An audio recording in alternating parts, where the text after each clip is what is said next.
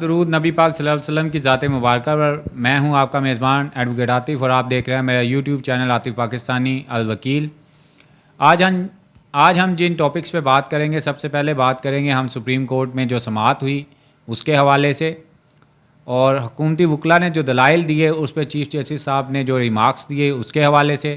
پھر ہم بات کریں گے کہ پاکستانی سٹیزن جو ہیں وہ کیوں اتنی جلدی پاکستان کو چھوڑ کر جا رہے ہیں، یا ان کی تعداد روز بہ روز کیوں بڑھ رہی ہے. سب سے پہلے بات کر لیتے ہیں اور آج کی سماعت کے حوالے سے. آج پروسیجر اینڈ پریکٹس ایکٹ 2023 کو جو چیلنج کیا گیا ہے اس کے حوالے سے اہم سماعت تھی honourable supreme court of Pakistan میں. اس میں جیسا کہ میں نے پہلے اپنے پروگرامز میں بھی کہا کہ جو پارلیمنٹ ہے وہ قانون سازی کا حق رکھتی ہے، لیکن اس پہ کچھ کنڈیشنز ہیں، کچھ قدغن ہیں جن کو وہ عبور نہیں کر سکتی. اسی کی روشنی میں آج دیکھیں کہ حکومتی وکلا نے جو دلائل دیے اس میں انہوں نے اپنے آرگومنٹس شروع کرنے سے پہلے ہی جو ہی وہ کورٹ میں آئے انہوں نے سب سے پہلے آتے ہی انہوں نے فل کورٹ کے بارے میں بات کرنا شروع کر دی، جو کہ بڑی ان لاجیکل تھی، کیونکہ کیس ان کا پروسیجر اینڈ پریکٹس ایکٹ کے حوالے سے تھا، لیکن استدعا جو کرنا شروع کر دی وہ فل کورٹ کے حوالے سے تھی. اب for the sake of argument یہ مان بھی لیا جائے کہ انہوں نے کوئی اپلیکیشن فائل کی تھی، تو وہ اپلیکیشن کو تو ابھی نمبر بھی نہیں لگا. اب جو کیس آنریبل ججز کے سامنے تھا، 8 رکنی بینچ جو ہے ان کے جو سامنے تھا اس پہ بات کرنی چاہیے تھی. اب اس پہ بات کیا کر رہے ہیں کہ فل کورٹ، جس کے اوپر جو ججز صاحبان تھے انہوں نے ناراضگی کا اظہار کیا اور ان سے پوچھا حکومتی وکیل سے کہ آپ نے کس گراؤنڈ پہ آپ یہ بات کر رہے ہیں، کیوں آپ یہ بات کر رہے ہیں، آپ کو ہم پہ اعتماد نہیں ہے.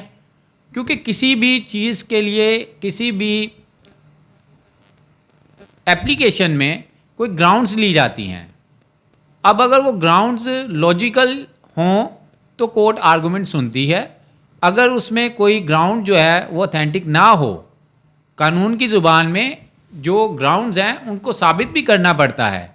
لیکن اگر وہ ایپلیکیشن کے اندر صرف یہ کہہ دینا کہ نہیں جی فل کورٹ جو ہے اس سے یہ جو ابہام ہے وہ دور ہو جائے گا، تو اس کا مطلب تو یہی ہوا کہ آئندہ کوئی بھی کیس آئے گا وہ کہہ دیا جائے گا نہیں جی فل کورٹ بنائیں. یہی بات وہاں پہ جسٹس آنریبل جسٹس جو ہیں وہ عائشہ ملک صاحبہ نے بھی کی. تو دیکھنا یہ چاہیے تھا کہ یہ پہلی بات تو یہ کہ پروسیجر اینڈ پریکٹس ایکٹ جو ہے وہ بن ہی نہیں سکتا تھا. اس کی ریزن یہ ہے کہ کمپیٹنسی جو ہے وہ دیکھنی پڑتی ہے کہ جو بنانے والے جو اس ایکٹ کو جو بنا رہے ہیں ان کی کمپیٹنسی کیا ہے. اب وہ دیکھیں تو صحیح کہ سپریم کورٹ کے بارے میں وہ جو قانون سازی کرنا چاہ رہے ہیں وہ قانون سازی ہو سکتی ہے، لیکن ایسی نہیں کہ ان کے اختیارات میں مداخلت ہو. جب اگر ان کے اختیارات میں مداخلت کی جائے گی تو پھر اس کو سپریم کورٹ واچ آؤٹ کر سکتی ہے، اس کے اوپر ایکشن لے سکتی ہے، جو کہ انہوں نے لیا بھی. اب اس میں آنریبل سپریم کورٹ نے پہلے بھی یہی کوشچنز کیے تھے، اب بھی وہ یہی کوشچن پہ ہیں کہ یہ کسی کے اختیارات میں مداخلت تو نہیں، یہ عدلیہ کے اختیارات میں مداخلت تو نہیں.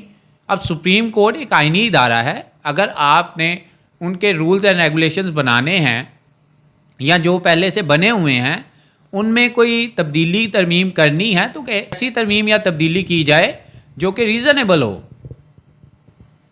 اس طرح کی ترمیم یا تبدیلی کر کے جب آپ پریزنٹ کریں گے تو وہ اس کو سپریم کورٹ نے چونکہ انٹرپریٹیشن آف لا یا انٹرپریٹیشن آف کانسٹیٹیوشن جو ہے وہ کرنی ہوتی ہے، تو پھر سپریم کورٹ اس کو دیکھے گی کہ آیا کہ یہ قابل عمل یا قابل نفاذ ہے بھی کہ نہیں. جس کی سماعت جو ہے وہ پچھلے کچھ دنوں سے چل رہی ہے، جس پر آنریبل چیف جسٹس صاحب نے وہ ابھی تو فی الحال صاف انکار کیا گورنمنٹ کو کہ فل کورٹ کی کوئی گنجائش نہیں، فل کورٹ نہیں بن سکتی. دوسری بات کہ یہ جو چیف جسٹس صاحب نے ریمارکس دیے ہیں اس کے اوپر یا بقیہ ججز صاحبان کا اس پہ جو موقف ہے وہ ایک ہے. یہ گورنمنٹ کو سوچنا چاہیے کہ جو ججز صاحبان کہہ رہے ہیں وہ بات کیا کر رہے ہیں، اس کی لاجک کو سمجھیں. اس طرح تو کوئی بھی گورنمنٹ آئے گی، وہ چاہے جیسے بھی قانون سازی کرے گی، وہ کہے گی ہم اس کو امپلیمنٹیشن چاہتے ہیں.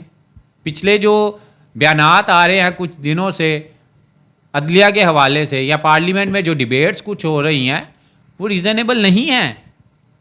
آئیدر فرام کسی بھی پولیٹیکل پارٹیز کی طرف سے ایسی باتیں آتی ہیں یا آئیں تو وہ کنڈیمنیبل ہوتی ہیں، وہ ان پہ تنقید ہی ہوتی ہے ہمیشہ.